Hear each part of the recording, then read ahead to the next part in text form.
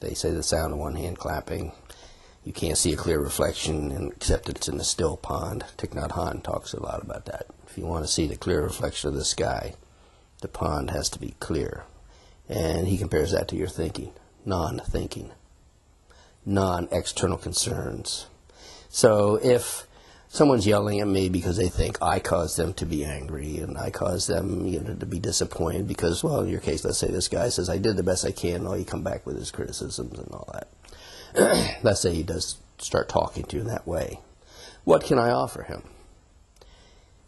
If I can surrender my ego's response, yeah, but, and all that, if I can stay clear and just listen with no ego response, no ripples on my water, I just listen, then what they get to do is hear themselves speaking. They get to feel their thoughts, feel their feelings. I'm a clear mirror for them. And if I'm able to do that long enough with a person, often they actually come to say, oh, this anger is really not about you. This is in me.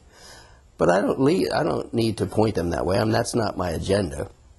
My agenda is, God, keep me out of the way. Just keep me out of the way.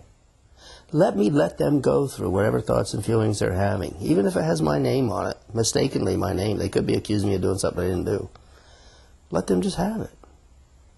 Why? Because if my ego instills something, it's just one more response to their response, and they're going to have a response to my response, and I'm going to respond to their response. We're just muddying up the water. Thich Nhat Hanh talks about if you want to find a pearl in a pond that's been muddied up, be quiet, be quiet, be quiet. Eventually the calm water, the silt set, and you can see it. And that's quieting down the natural mind and all the concerns of self in relation to other people. It's really trusting that these thoughts and feelings are generated by me, projected onto others, and keep me from being able to really perceive reality as it is, or other people as they really are, because I'm creating and projecting. I really want to see them and hear them as they are, not as I think they are. Really listen. We think we know each other. I was going to have a sort of a task. I have a group I run once in a while, and they all know each other. They're friends. So 18 people. Just take, a piece of paper and write down everything you know about Glenn Bostock. Okay. I'd be done in a page. That's everything you know about Glenn Bostock. Yeah. And you know Glenn Bostock. Oh, yeah, I know Glenn Bostock. I really got him down. And everything you know about him is on that one page. Oh, yeah. You think that's him? Yeah. And you base your relationship on that? Oh, yeah. You're an idiot. We think we know each other. You think you know your wife. You have no idea. You have no idea.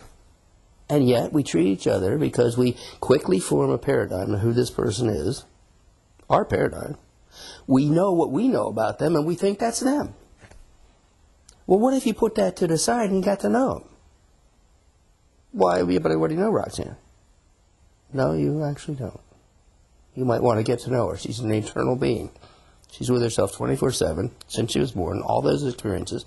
Every day she's having myriad of experiences you know nothing about, including her thoughts and feelings. And you come home at night and think, I don't have to share my day. I know her already. You don't know anything. And the worst of all is you don't know you. Write down a page of paper everything you think you know about you. That's not you. That's the tip of the iceberg. You have no idea who you are. Well, how would I get to know how you are? You might want to shut down the idea that you know who you are. You might want to empty the mind of all the ideas and paradigms and thoughts you have about you so that you can actually start to experience yourself and other people. And you might want to do the same thing with God. That would be a good idea because your idea of God isn't God. And as long as you hold on to your idea of God, God may have a hard time revealing something you beyond your idea. It's called historical faith or derived doctrine. My idea of God isn't God. No, your idea of God would be awful finite. He's infinite. Well, how long could I get to know God? A pretty long time if you'd stop, knowing who he is.